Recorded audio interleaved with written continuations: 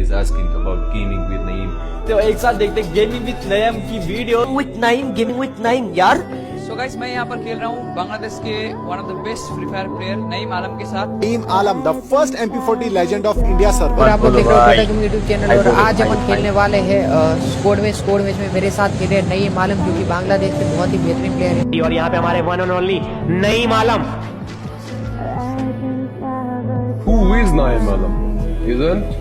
He is the first MP40 legend of the world, the first representative of Bangladesh from Free Fire. Yes, and right now he is come back.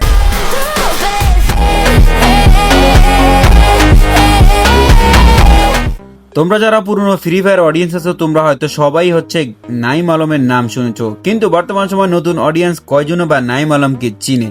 কিন্তু সেই নাইম আলম বর্তমান সময়ে free fire আবার back করেছে, আবারও legend back করেছে। আসলে একটা কথা আছে না, লেজেন্ড নেভার ডাই। আসলে লেজেন্ডরা কখনোই মেরে না, লেজেন্ডরা সবসময় আমাদের মনে জায়গা করে নিয়ে সবসময় আমাদের স্মরণে থাকে। আজকের এই ভিডিওতে আমি তোমাদের মাঝে কথা বলবো নাইম আলমকে নিয়ে। নাইম আলমের এই কামব্যাকে তিনি আমাদেরকে কতটুকু ভাবে সন্তুষ্ট করতে পারবে তাই থাকতেছে আজকের এই ভিডিওতে। নাইম আলমকে গেমে ব্যাক করার পরে সে আগের মতো আমাদেরকে এন্টারটেইনমেন্ট করতে পারবে, সেই কি আগের MP40 কিং আবারও হতে পারবে, সেটাই নিয়ে থাকবে আজকের এই বিস্তারিত ভিডিওতে। অবশ্যই আজকের ভিডিওটি তোমরা না টেনে খুব ধৈর্য সহকারে দেখতে থাকো। আর অবশ্যই ভিডিওগুলো যদি ভালো লাগে সেটা লাইক করে, আর চ্যানেল নতুন লাগলে অবশ্যই চ্যানেলটিকে সাবস্ক্রাইব করে দিন। আমি অ্যাক্টিভ ছিলাম আমার কন্টেন্ট ক্রিয়েশন নিয়ে। তারপর 2023 থেকে 2026 পর্যন্ত প্রায় 3 বছর হয়ে গেল ইনঅ্যাক্টিভ আছি।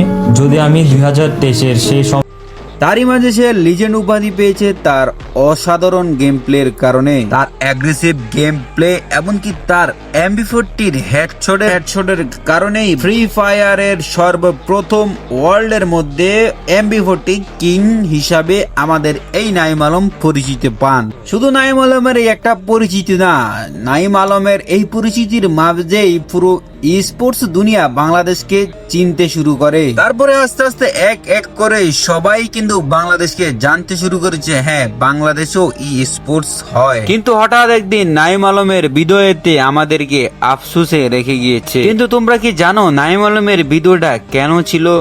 নাইম আলমের কিছু পার্সোনাল প্রবলেম, তার সাথে সাথে তার চ্যানেলটা ডাউন যাওয়ার কারণে। হ্যাঁ আমি জানি তোমরা অনেকেই এখন অবাক হবে, নাইম আলম ভাই তো এই কথা কখনোই বলে নাই। হ্যাঁ ওই সময়ে বর্তমান সময়ে তোমরা যারা দেখতে পারতেছো বর্তমানে উল্টাপাল্টা কন্টেন্ট আপলোড করে যারা কমিউনিটিতে নিজেদেরকে অনেক বড় কিছু দাবি করত, ওই সময় তাদের ভালো একটা হাইপ ছিল।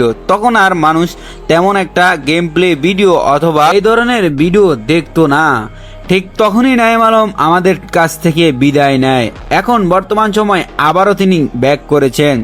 আমরা দেখতে চাই নাইম আলম আমাদের জন্য আবারও নতুন করে কেমন ভাবে কামব্যাক করে আমাদেরকে এন্টারটেইনমেন্ট করতে পারে। এখন শুধু দেখার বিষয় আমাদের আগের নাইম আলমকে আমরা খুঁজে পাবো কিনা, আবার কি আমরা তাকে দেখতে পাবো জেবি স্কোয়াডে, আবারও কি আমরা দেখতে পারবো MP40 হাতে হেডশট মারা সেই নাইম আলমকে? অবশ্যই তোমরা কমেন্ট করে জানিও।